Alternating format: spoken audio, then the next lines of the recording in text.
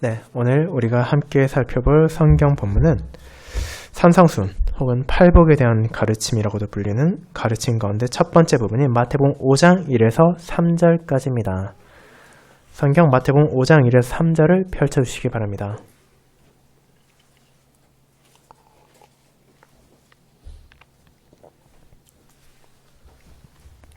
마태복음 5장 1에서 3절까지 기록된 하나님의 말씀을 낭독하겠습니다. 예수께서 무리를 보시고 산에 올라가 앉으시니 제자들이 나온지라 입을 열어 가르쳐 이르시되 심령이 가난한 자는 복이 있나니 천국이 그들의 것이미요. 아멘. 설교에는 시편 34편 6에서 10절까지를 이어서 부르도록 하겠습니다.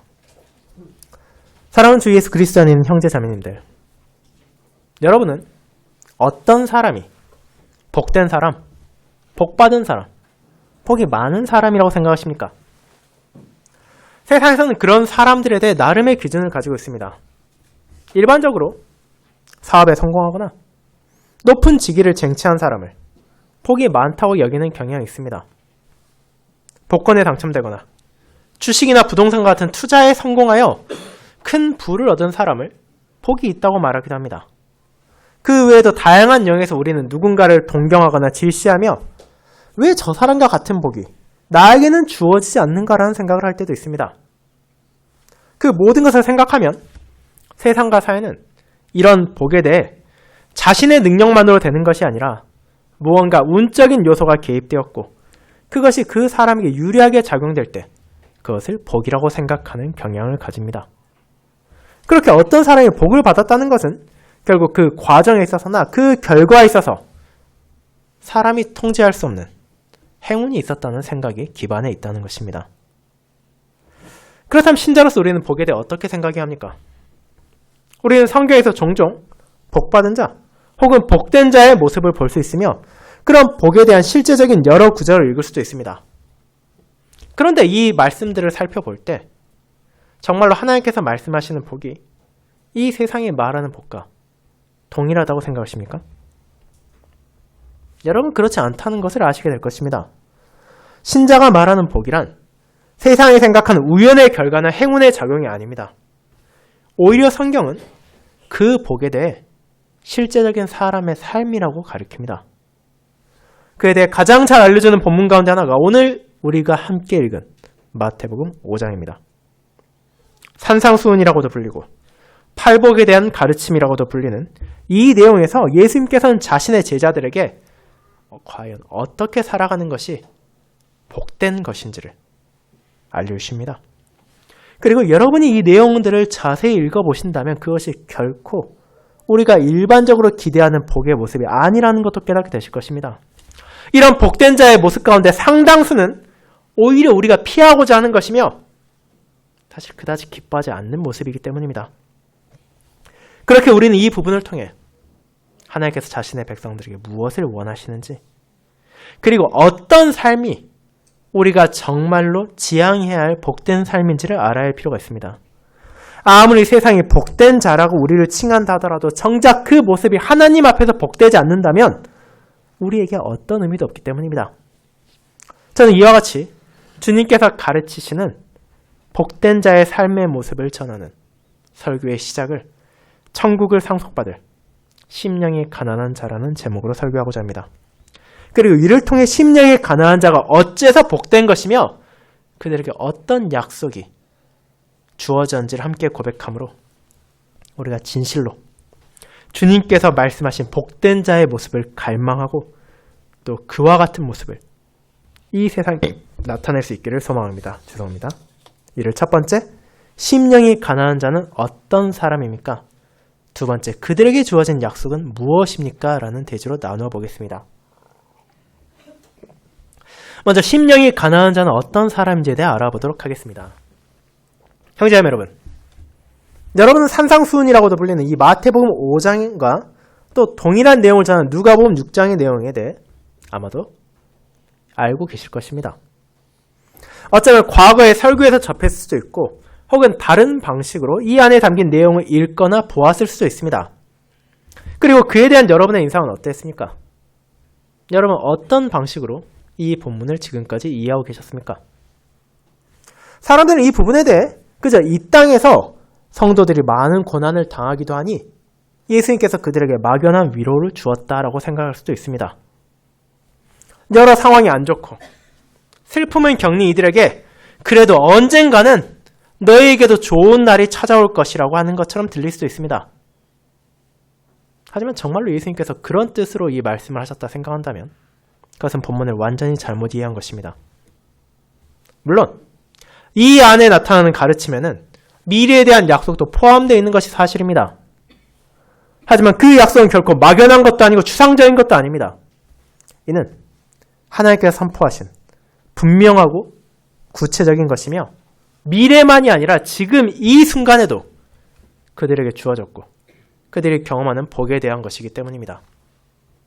그와 같은 주님의 가르침이 어떤 의미를 가졌는지 우리는 몇 편의 설교를 통해 살펴볼 것입니다. 그를 위해 가장 먼저 우리는 이 가르침이 주어진 상황을 알려주는 1절과 2절을 보게 됩니다. 이 본문은 4장의 마지막 부분에서 연결됩니다. 예수님께서 갈릴리를 두루 다니시며 회당에서 진리를 선포하셨습니다. 언약 백성들이 기억해야 할 천국의 복음에 대해 알려주셨으며 그들 가운데 병자를 고치시고 약한 자들을 도우셨습니다. 그리고 그에 대한 파급력이 빠르게 퍼져나갔습니다. 갈릴리라는 작은 영역을 넘어서 오늘날의 시리아가 있는 수리아 지역에까지 소문이 퍼졌으며 많은 이들이 그분의 도움을 구하며 예수님을 찾았습니다. 예수님께서는 그들을 돌보셨고 그 결과 수많은 무리들이 예수님을 따르게 되었습니다. 그리고 예수님께서 무엇을 하십니까? 그토록 많은 이들이 자신을 따르고 추종하니 무언가 세속적 영향력을 행사하기 위해 움직이십니까? 그렇지 않습니다. 그분께서는 그런 무리를 보시고 산에 올라가 앉으셨습니다.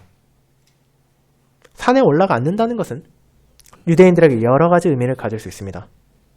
일반적으로 자신을 따르는 이들을 앞에 두고 산에 누군가가 앉아서 가르침을 주는 것은 유대인들의 랍비들이 취하는 자세였습니다. 권위를 가진 스승이 앉아있고 그를 둘러싼 제자들이 그 스승 앞에 서서 스승의 말씀을 듣고 가르침을 받는 것입니다. 하지만 그보다 더 나아간 의미도 우리는 생각할 수 있습니다. 마태복음은 예수님에 대해 더 나은 모세로서 가리키기도 하며 그런 맥락에서 볼 때 이 본문은 시내산에 올라가 하나님의 율법을 받아온 모세보다 더 나은 분으로서 예수님께서 산에 올라가 직접 진리를 전하신다는 것을 보여주고 있기 때문입니다. 그렇게 이 짧은 부분은 예수님께서 진리를 전하시는 참된 스승이라는 권위를 보여주고 또 복음을 선포하시는 그분에 대해서 나타내고 있는 것입니다. 그리고 그분께서 그런 가르침을 전하는 대상에도 우리가 주목할 필요가 있습니다. 그분을 따른 수많은 무리가 있었습니다. 하지만 예수님께서는 그 모든 사람들이 아니라 제자들을 향해 이 말씀을 전하십니다. 물론 7장 마지막 부분에서 볼 수 있듯이 그럼에도 무리들이 이 가르침을 듣고 있었던 것은 사실이지만 실제로 이 가르침의 1차적인 대상은 4장의 앞선 부분에 나오는 그분이 부른 그분을 따르는 제자들이었으며 하나님의 진리를 붙잡고 그 믿음에 따라 헌신하는 이들이고 그들이 알아야 할 참으로 복된 자가 어떤 모습인지를 가르쳐주고 계시는 것이기 때문입니다. 이제 그런 배경에서 가르침이 시작됩니다. 심령이 가난한 자는 복이 있나니 천국이 그들의 것이며. 짧습니다. 하지만 이를 이해하기 위해서는 중요한 표현들을 정리해야만 합니다. 그중 가장 먼저 우리가 살필 내용은 앞으로도 계속해서 반복적으로 나올 복이 있나니 라는 표현입니다. 이 내용이 어떤 의미인지 알지 못한다면 앞으로 계속될 가르침도 우리가 온전히 이해할 수가 없기 때문입니다. 여기에서 나오는 복이란 대체 무엇입니까? 우리는 세상에서 복을 어떻게 생각하는지 서론에서 잠시 다룬 바가 있습니다. 사람들은 복에 대해 현세에서 가지고 있는 특정한 결과물과 관련해서 연결하곤 합니다.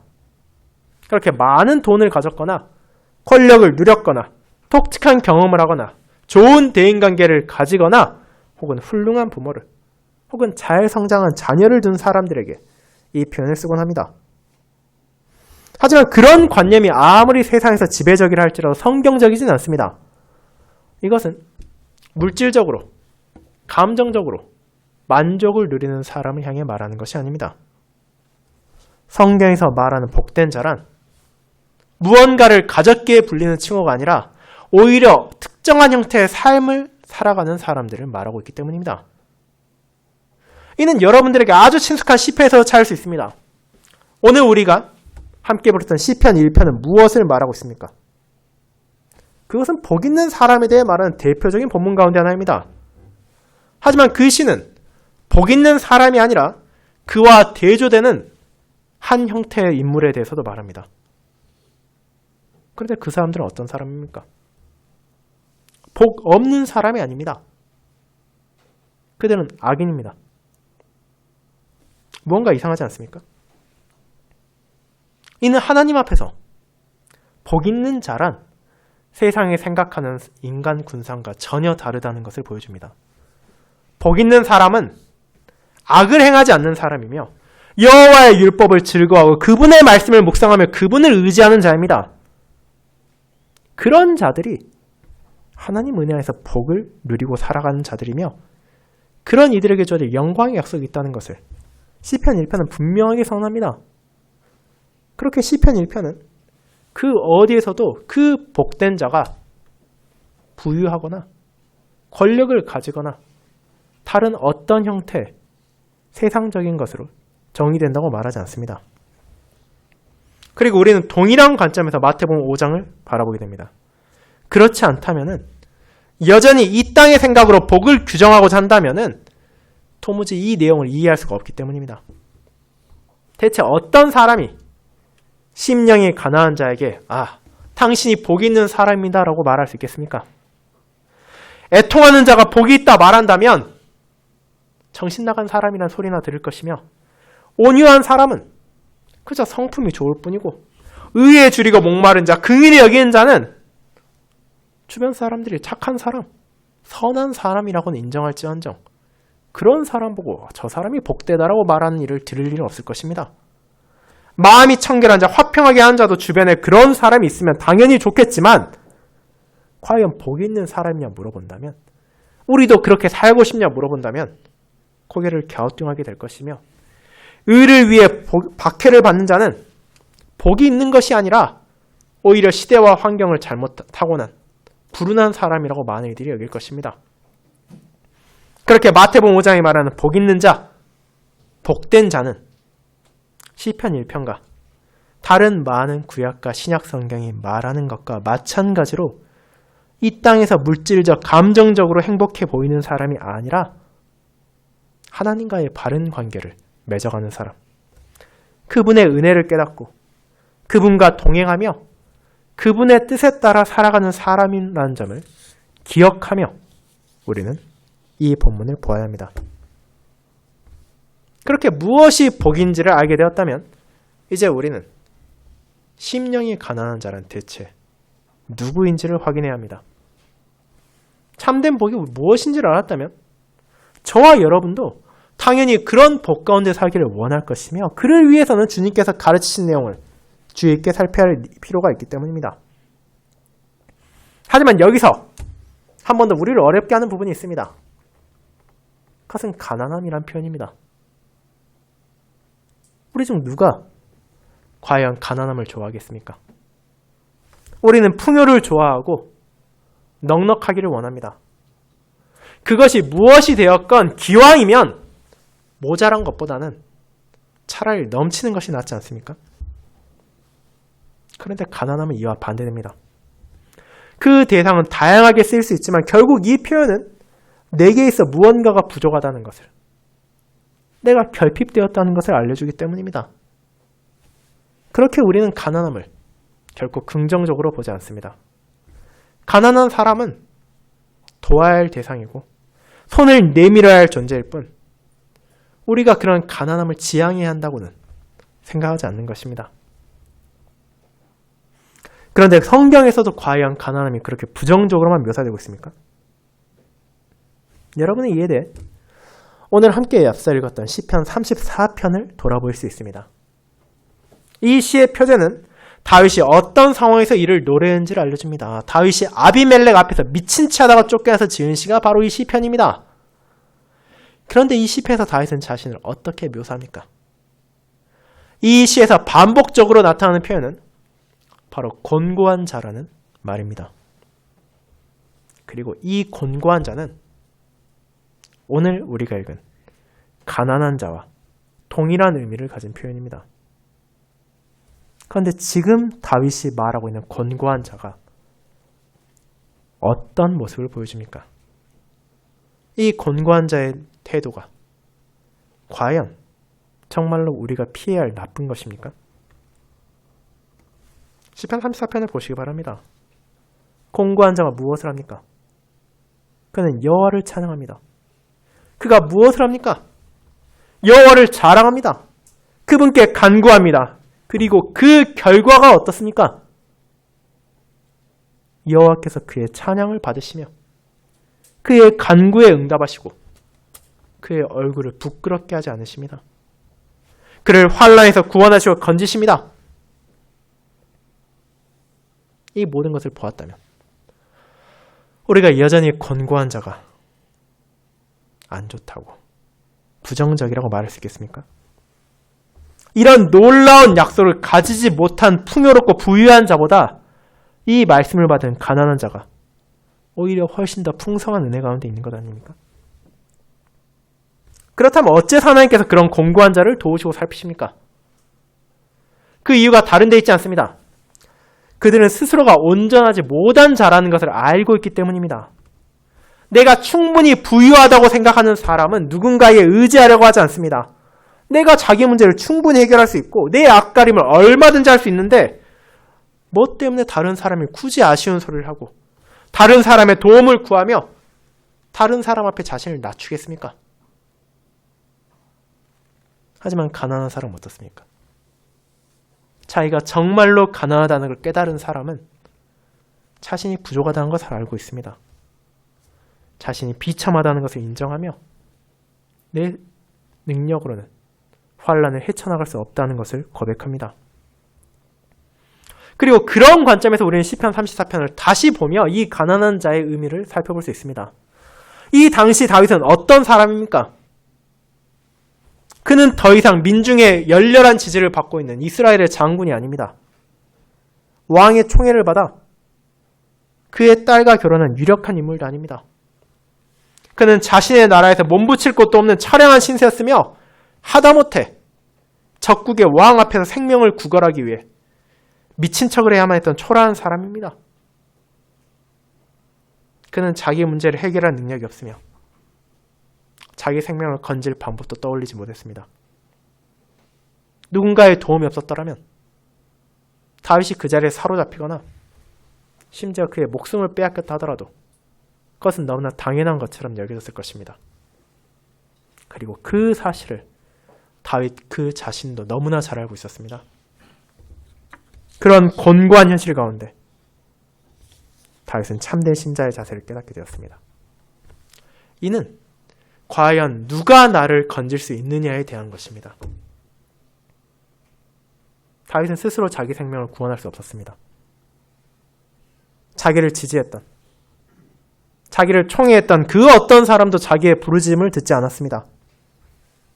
하지만 어떤 도움도 기대할 수 없는 상황에서 그는 하나님께 나아갔습니다. 그분만이 나의 여호와, 나의 구원자, 나의 하나님이라는 것을 인정하며 이 곤고한 사람을 구원해 주기를 구한 것입니다. 그리고 하나님께서 그런 다윗을 외면하지 않으셨습니다. 그분께서 다윗의 목소리를 들으셨고 그를 환난에서 건지셨습니다. 그렇게 다윗은 자신과 같이 곤고한 자에게 주어진 위로와 복이 얼마나 놀라운지를 노래할 수 있었습니다. 그뿐 아니라 하나님께서 베푸신 은혜가 자신만이 아니라 그분을 의지하는 모든 심령이 가난한 자들에게 주어질 것이기에 이 시편을 통해 우리가 아무리 어려운 상황이 있다 하더라도 함께 하나님께 나아가자고, 그분께 부르짖자고, 그러면 그분께서 응답하시고 그분께서 너희를 돌보실 것이라고 다윗은 노래하는 것입니다. 그것이 심령이 가난한 자, 자신을 낮추고 하나님만을 전적으로 의지한 이들에게 주어진 약속이자 그들이 누리는 복입니다. 그리고 이와 같이 심령이 가난한 자들이 누리는 복에 대해서는 다윗만이 고백한 것이 아닙니다. 선지자 이사야 역시 그의 기록의 마지막 장인 66장 2절에서 이렇게 말합니다. 나 여호와가 말하노라. 내 손이 이 모든 것을 지었으므로 그들이 생겼느니라. 무릇 마음이 가난하고 심령이 통회하며 내 말을 듣고 떠는 자, 그 사람은 내가 돌보려니와 라고 말입니다. 그분께서는 교만한 자를 미워하시고 오만한 자를 낮추시고 하나님이 아닌 세상을 의지하고 자기 길을 스스로 택하려는 자들을 기뻐하지 않으십니다. 하지만 자신의 죄와 비참을 인정하고 하나님만이 자신의 구원이라는 것을, 그분 안에만 생명이 있다는 것을 인정하는 자를 결코 버리지 않으십니다. 그들을 환난에서 건지시며 그들에게 필요한 힘과 지혜를 베푸시고 그들을 돌보신다는 것입니다. 그것이 바로 오늘 본문에서 주님께서 말씀하신 심령이 가난한 자의 의미입니다. 그들은 다른 무언가가 가난한 것이 아니라 심령이 가난한 자입니다. 물론 신자가 이 땅에 살아가는 동안 물질적으로 또 정신적으로 가난할 수도 있습니다. 세상은 정직과 신뢰로 살아가려는 사람을 존중하기보다는 그들을 이용하려 할 것입니다. 하나님을 신뢰하지 말고 이 땅의 것을 더 신뢰한다고 유혹할 것입니다. 모두가 함께하는 악의 길에 잠시 머무른다 하더라도 누구도 꾸짖지 않을 것이라고 속삭일 것입니다. 그런 자신들의 꼬임에 넘어가는 자들에게 이득을 주고 그들의 길을 거부한 자들을 박해하고 조롱할 것입니다. 그렇게 마귀와 그의 권세를 따는 이들이 넘쳐나는 세상에서 하나님만을 의지하며 살아간다는 것이 얼마나 어렵겠습니까? 그것은 결코 쉬운 길이 아닙니다. 하지만 그럼에도 주님께서 말씀하시는 심령이 가난한 자는 많지 않습니다. 물질적으로 가난한 자, 정신적으로 가난한 자를 찾는 것은 어렵지 않습니다. 우리는 어디에 가면 그런 사람들을 볼 수 있는지도 잘 알고 있습니다. 하지만 심령이 가난한 자를 우리는 어디에서 찾을 수 있습니까? 여러분은 그런 사람들이 모인 장소를 알고 있습니까? 그 답은 바로 교회가 되어야 합니다. 지금 이 자리에서 하나님께 예배를 드리는 모든 사람들이 심령이 가난한 자가 되어야 합니다. 나의 부족을 인정하고 하나님만이 나의 구원이라는 사실을 인정하며 그분만을 전적으로 의지하는 우리가 되어야 한다는 것입니다. 그러나 실제로는 그렇게 되지 않는 경우가 많다는 것이 안타까운 현실입니다. 많은 사람들이 물질적인 가난으로 인해 동사무소나 구청을 찾아가 도움을 받습니다. 몸이 아플 때 병원에 가서 진료를 받고 정신적으로 힘들 때 정신과에 가서 처방을 받는 것은 누구도 꺼려하지 않습니다. 하지만 교회를 다니면서도 영적으로 자신이 무력하다는 것을, 내 심령이 가난하다는 것을 인정하는 사람을 드뭅니다. 하나님의 구원을 입으로 말하면서도 여전히 그분만이 나의 하나님이라는 것을, 그분만이 나의 구원자라는 것을 온전히 받아들이진 않는다는 것입니다. 마치 내가 마주하는 모든 것에 있어 내가 먼저 할 수 있는 것을 다 하고, 그리고 내가 많은 것을 실제로 처리할 수 있으며 하나님께서는 그리고 남은 몇 가지 어려움을 잠깐 도와주면 되는 보조적인 역할을 가졌다는 것처럼 내가 여전히 주가 되고 하나님의 부가 되어야 된다고 생각하는 것입니다. 우리는 세상의 방식을 따라, 세상의 생각을 따라 나의 심령에 있어서도, 나의 영에 있어서도 나 스스로가 풍요롭기를 바라며 내가 스스로 설 수 있기를 바랍니다. 마치 다른 사람들은 그런 도움을 필요로 하지만 나는 그 정도는 아니고 나는 지금도 괜찮고 앞으로도 괜찮을 것이라고 생각하는 것입니다. 하지만 그런 생각은 잘못된 것입니다. 예수님께서는 자신의 제자들을 향해 너희가 심령이 가난한 자가 되어야 한다 말하시는 것입니다. 그들이 하나님 앞에서 온전히 자신을 비우고 그분의 은혜만이 모든 선의 원천이라는 것을 깨닫게 하시기를 원하십니다. 자기 힘으로 행복해질 수 있다거나 세상의 방식으로 환난을 이겨낼 수 있을 것이라는 생각을 버리고 오직 주님의 선하심만을 의지하며 그분의 돌보심 안에서만 설 수 있다는 것을 고백해야 한다는 것입니다. 그렇게 제자들을 향해 예수님께서는 심령이 가난한 자가 복이 있다는 것을, 그리고 그런 사람들이야말로 하나님과의 관계를 바르게 맺어가고 있는 의인이라는 것을 알려주시는 것이며, 그 아름답고 놀라운 말씀을 보존하여 지금의 저와 여러분에게 전하고 계시는 것입니다. 사랑하는 자매 여러분, 이제 하나님 앞에서 내가 어떤 존재인지를 기억하도록 합시다. 우리가 과연 심령이 가난한 자입니까? 그렇지 않으면 여전히 내 안에서 혹은 세상의 다른 무언가에서 나의 구원을 얻을 수 있다 생각하며 나의 삶에 하나님께서 가급적 개입하지 않으셨으면 한다 생각하는 풍요로운 자입니까? 우리는 과연 하나님 앞에 자신을 충분히 낮추며 그분을 전적으로 신뢰하고 있습니까? 그렇지 않으면 그분을 예배할 때도, 그분을 찬양하고 그분을 기도할 때에도, 그리고 나의 삶에 다른 시간을 보낼 때에도 나를 앞세우고자 하는 교만한 사람입니까? 우리는 모두가 본성적으로 교만한 존재이며 자기 의를 높이고 싶어하는 어리석은 자들입니다. 그것은 우리의 과거의 선조들도 그러했고 지금의 저와 여러분도 그러하며 앞으로 우리의 후손들 또한 다를 수 없습니다. 하지만 예수님께서는 제자들을 향한 가르침을 시작하시며 그런 사람들이 아니라 자신의 무가치함을 고백하고 하나님의 은혜만을 구하는 자가 복되다고 선언하십니다. 그리고 그분께서 약속하신 복이야말로 우리에게 참된 평안을 주고 영원한 기쁨을 줄 수 있는 유일한 것입니다. 그렇다면 우리가 어떻게 살아가야 하겠습니까? 여전히 자기 고집으로 앞세우는 풍요로운 자가 되야겠습니까? 그렇지 않습니다. 우리는 심령이 가난한 자가 되어야 합니다.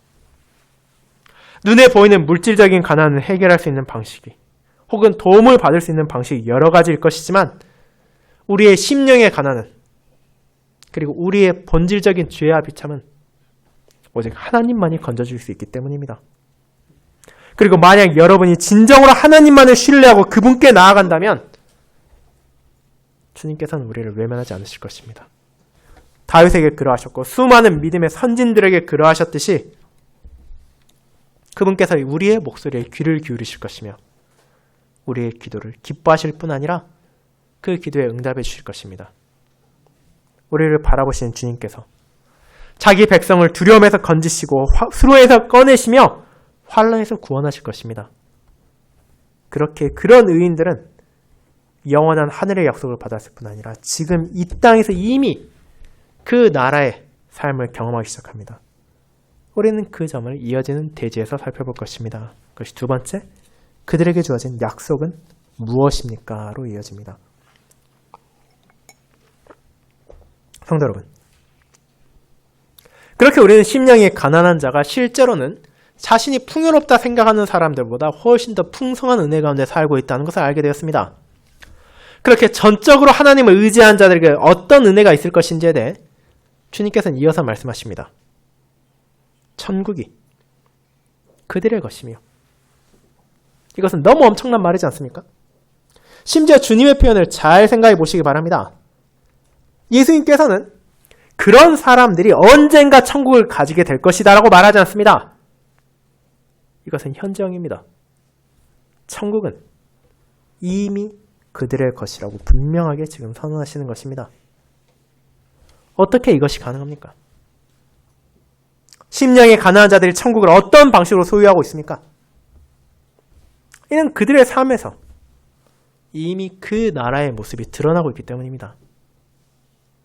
심령이 가난한 자는 하나님을 의지하며 사는 자들입니다. 자신의 뜻이 아니라 하나님의 뜻에 순종하는 사람이며 그들의 삶의 모습 역시 세상에 의해 규정되는 것이 아니라 하나님의 나라의 방식에 따라 규정됩니다. 그들은 이 땅에서 이미 하나님의 나라에 속한 자로서 그 나라의 백성으로서 살아가고 있는 것입니다. 그들의 말과 그들의 행동에서 하나님의 뜻이 반영되고 그들의 평안과 그들의 안정을 세상이 아니라 자신의 주권자이신 하나님께 찾습니다. 물론 그들은 장래, 온전한 그 나라의 영광을 받게 될 것이지만 그것은 이미 그들이 이 땅에서 맛보는 천국의 완성이 될 것입니다. 그리고 이와 같은 천국에 대한 언급이 팔복 가운데 가장 먼저 나온 것엔 이유가 있습니다. 우리가 앞서 살펴볼 이어지는 모든 구절들이 의인들이 가지고 있으며 온전히 받게 될 천국에 대해 묘사하는 것이기 때문입니다. 천국에 속한 자로서 그들은 위로받을 것입니다.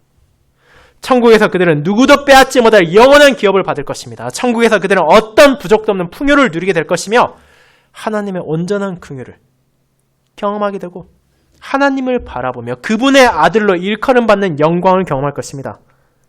그들은 하늘에서 하나님의 상을 받게 될 것입니다.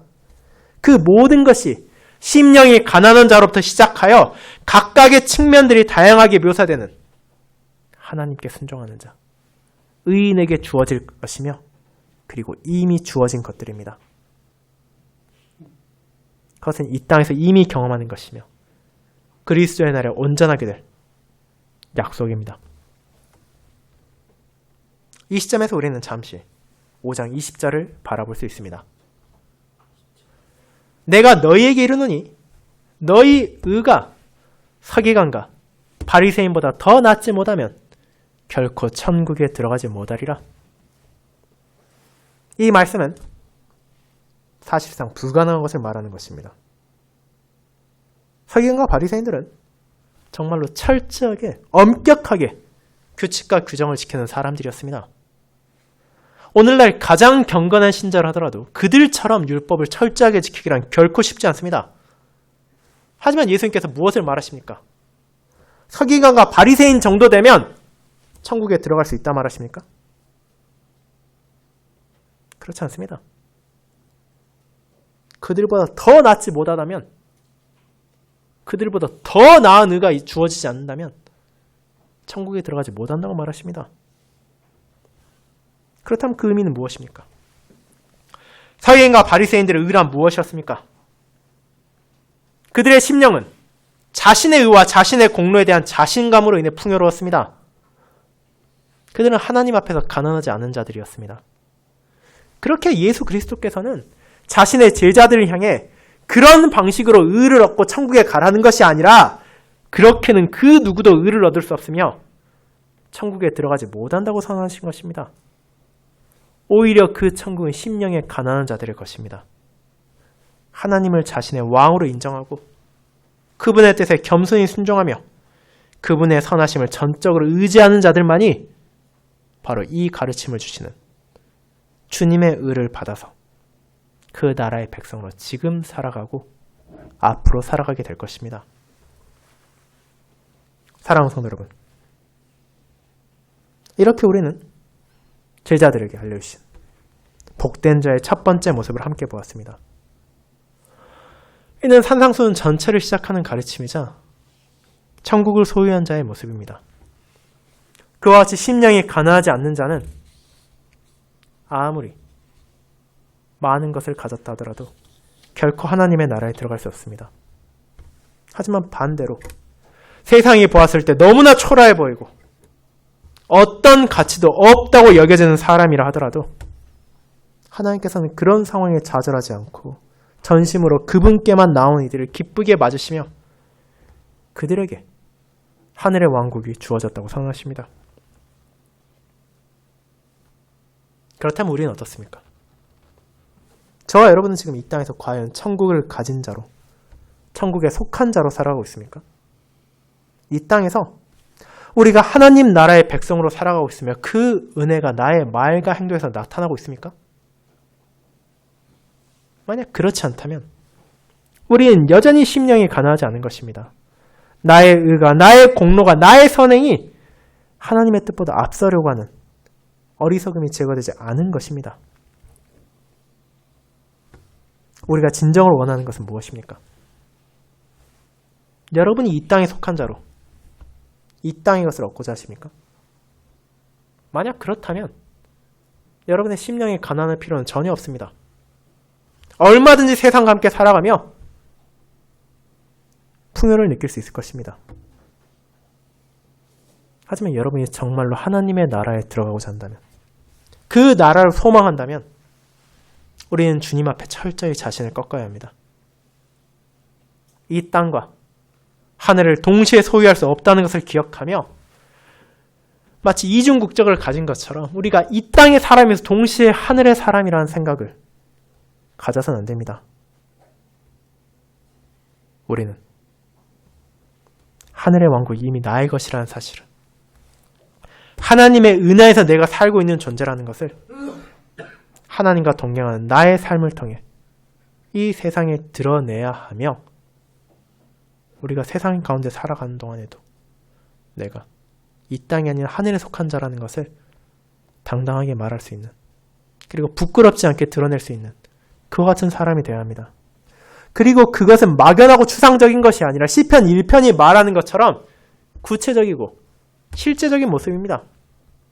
우리가 하나님의 말씀을 사랑하고 그분의 뜻을 존중하며 그분께 나아가는 하루하루를 살아간다면 그것이 바로 우리가 심령이 가난한 자라는 것을 드러낼 것이기 때문입니다. 이번 한 주 저와 여러분이 그와 같은 심령의 가난함으로 살 수 있기를 바랍니다. 우리에게 하나님이 필요하다는 것을 고백하며 그분과 함께하는 복을 누리는 자로서 우리의 복된 모습이 어둠으로 가득한 세상에 밝히 비추어짐으로 하나님께 영광을 돌리는 그분의 나라의 백성이, 그리고 그분의 자녀가 될 수 있기를 소망합니다. 아멘.